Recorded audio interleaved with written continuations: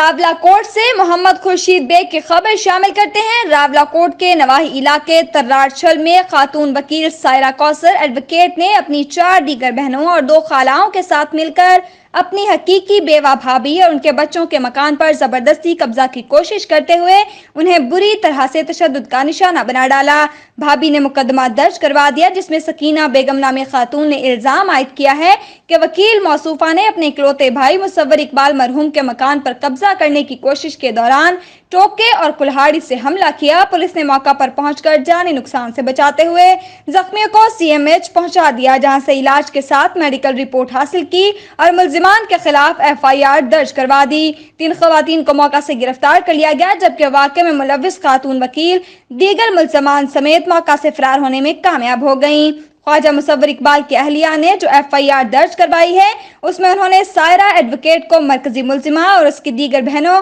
سمیہ کریم، شائستہ کریم، زہرہ کریم، شاہین کریم اور خالائیں اشرف جان اور اختر جان کو بھی ملزمان قرار دیا ہے۔